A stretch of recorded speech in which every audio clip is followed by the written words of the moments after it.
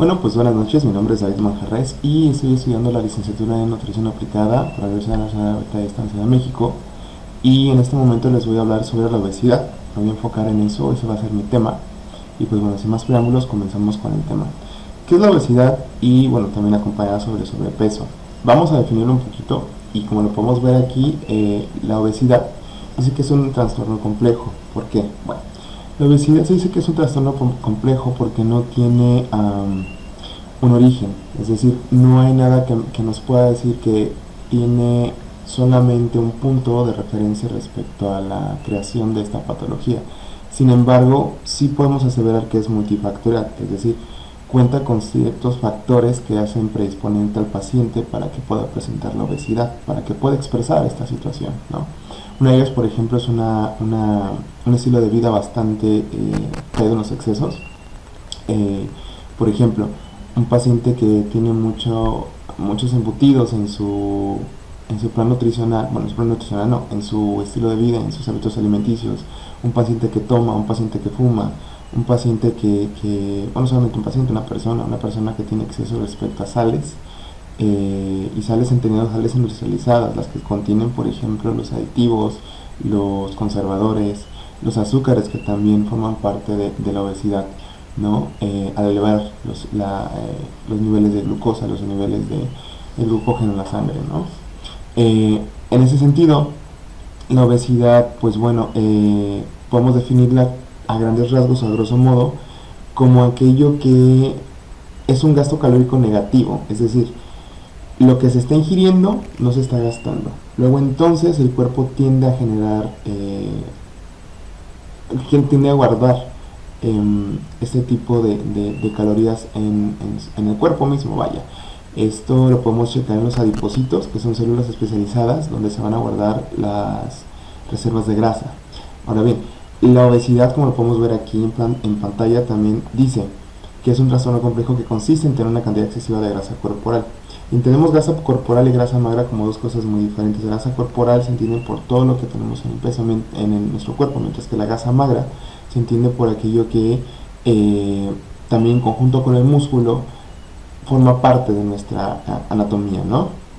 Hay que entender algo sobre la obesidad y el sobrepeso, que conlleva al sobrepeso.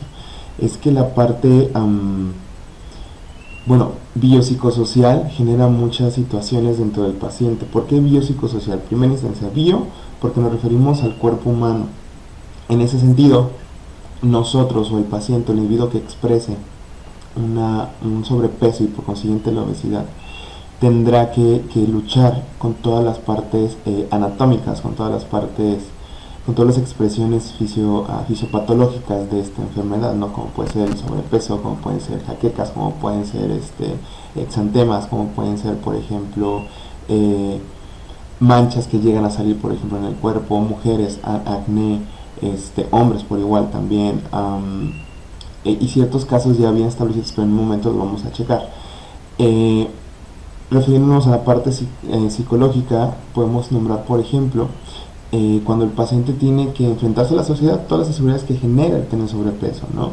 Todas las inseguridades que genera el estar frente a un público, que genera estar dentro de una sociedad que juzga, y juzga por carátula, ¿no? Si estás bien, si estás mal, eso tiene que ver con tu cuerpo. Desgraciadamente esta sociedad, o agraciadamente, siempre va a juzgar por la carátula. Ahora bien, la parte psicológica y social, bueno, pues se van de la mano. Ya hablé de la parte psicológica, pero también la sociedad que tiene que ver con esto. Hay estándares mínimos o cánones de belleza que imparten diversas culturas. Hay que hacer un paréntesis aquí.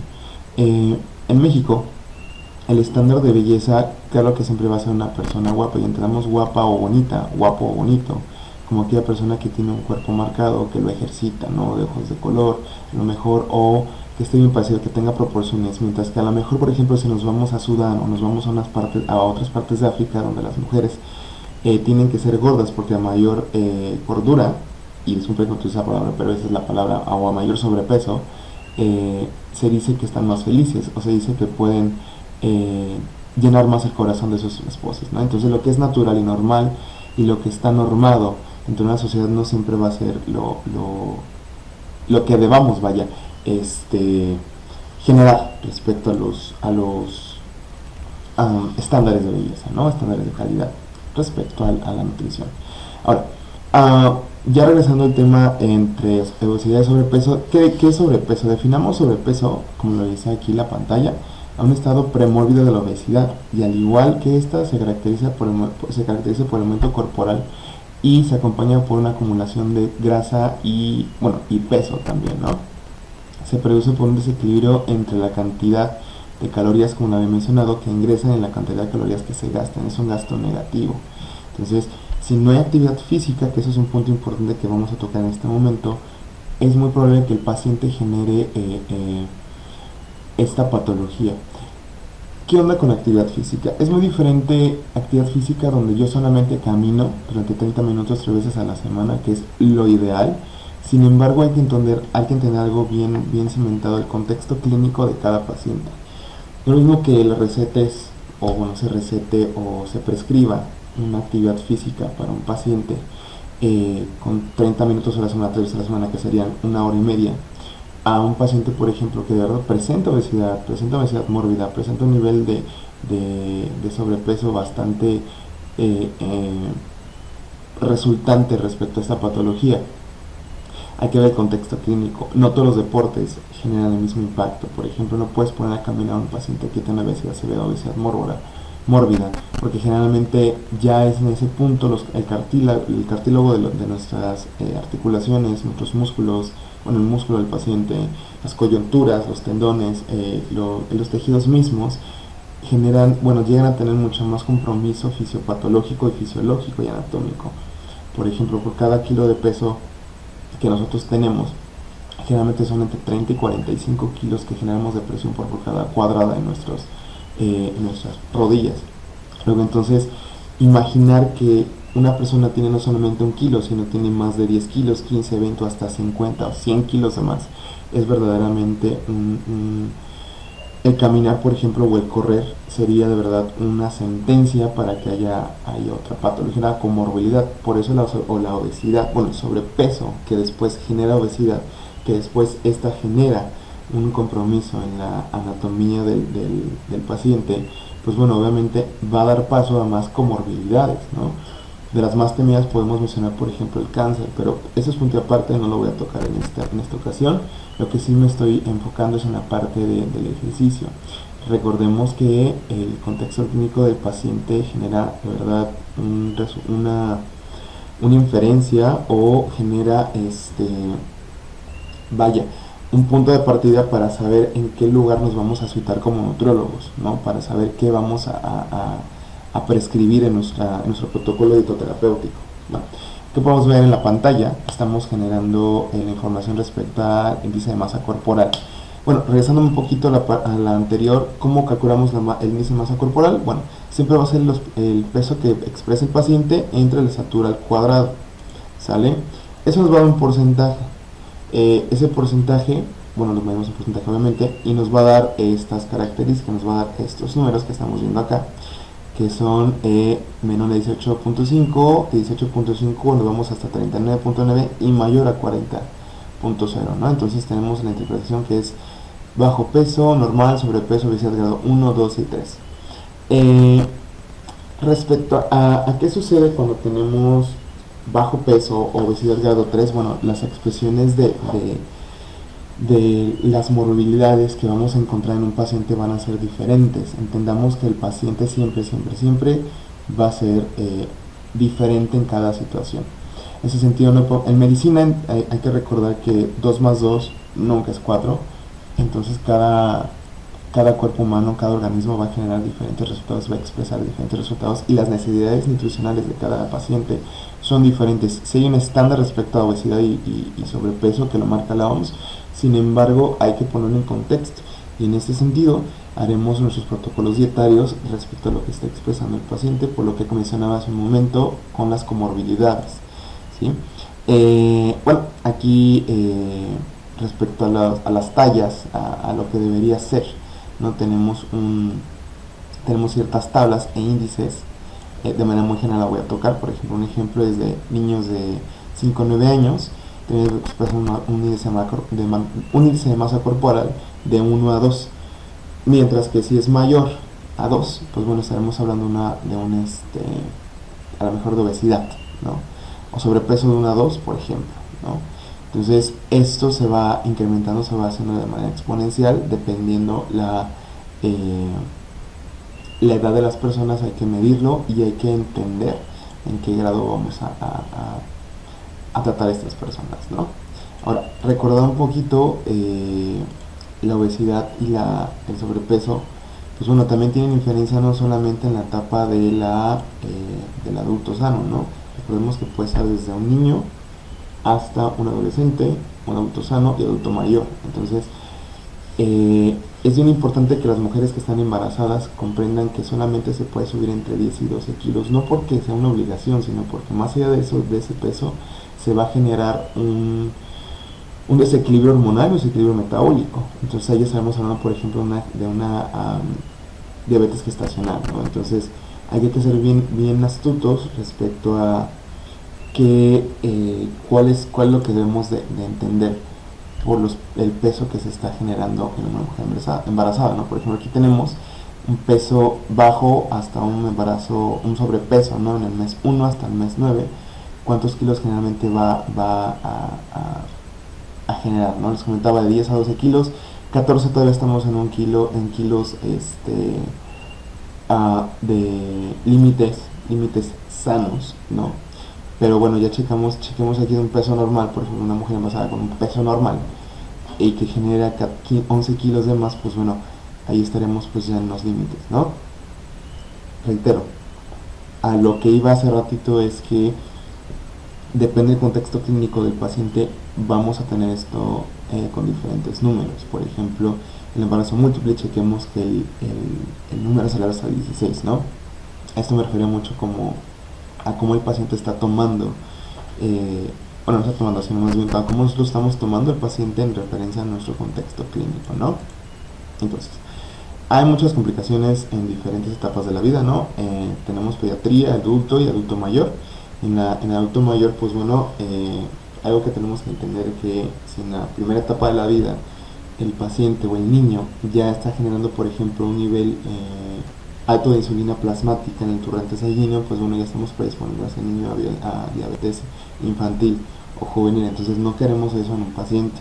Ahora bien, como adulto, pues bueno, se puede expresar desde los 19, 21 hasta los 55, enfermedades cardiovasculares, enfermedades que tienen que ver con cardiopatías, enfermedades cerebrales, porque también la obesidad genera un gasto mayor respecto a,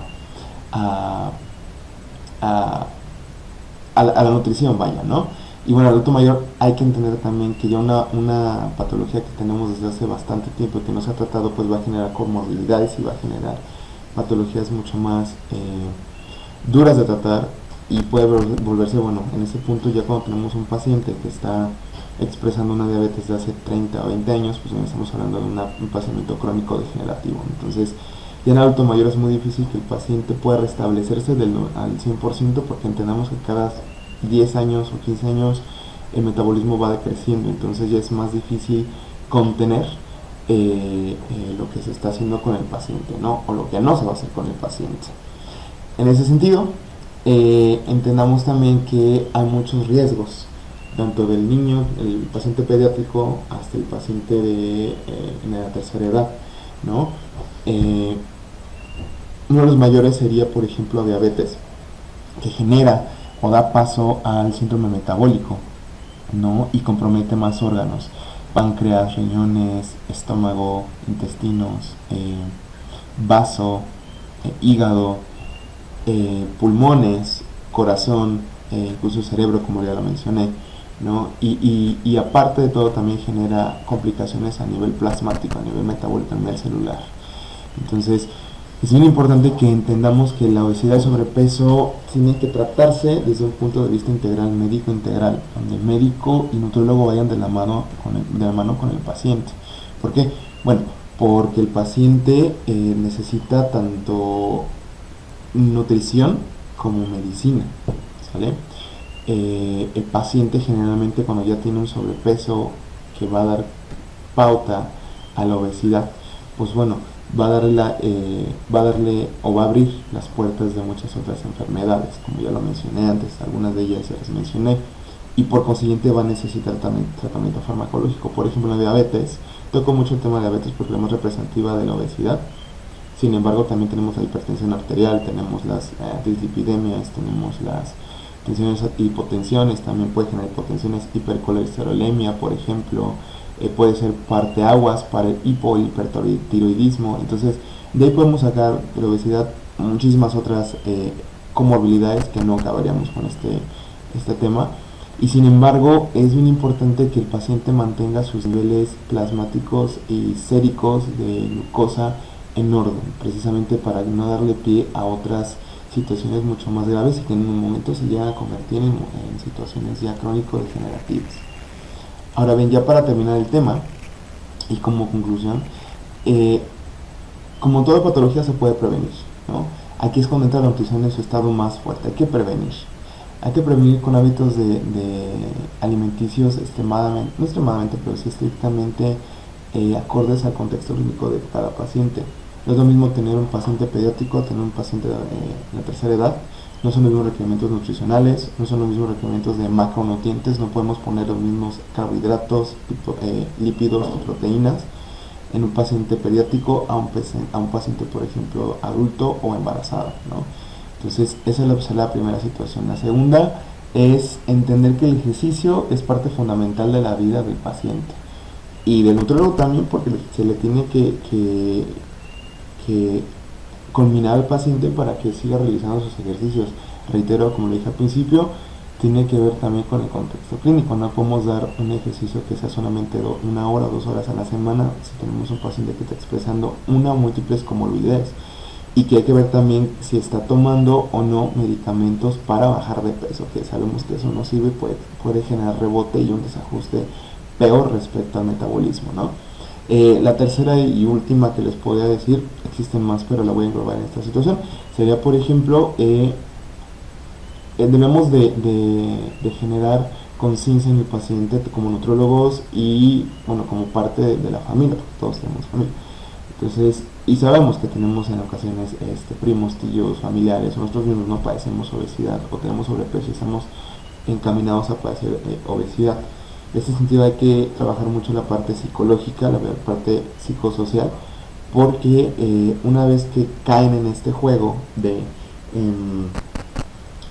la obesidad, del sobrepeso, pues bueno, es muy difícil ya salir. No porque no se pueda, sino porque, reitero, el sobrepeso abre las puertas a la obesidad y la obesidad abre las puertas a muchas otras comorbilidades. Pues bueno, como nutrólogo estoy en el entendido, estoy en una misión en la que tengo que educar al paciente y tengo que educar a todos dentro de mi comunidad para poderles expresar qué es lo que pasaría si tienen sobrepeso y obviamente la puerta abierta a una obesidad, ¿no? Y con ellas muchas más enfermedades. Una de esas estrategias, por ejemplo, es tratar de utilizar el social media, tratar de utilizar, por ejemplo, las redes sociales para que se pueda entender cómo es que la obesidad ataca al cuerpo humano, cómo es que la obesidad hace mella en el cuerpo humano, ¿no? Pues bueno, esta fue mi aportación respecto a qué se hace con la obesidad, qué es la obesidad, qué es el sobrepeso. Mi nombre es David Manjarres. Muchas gracias, hasta luego.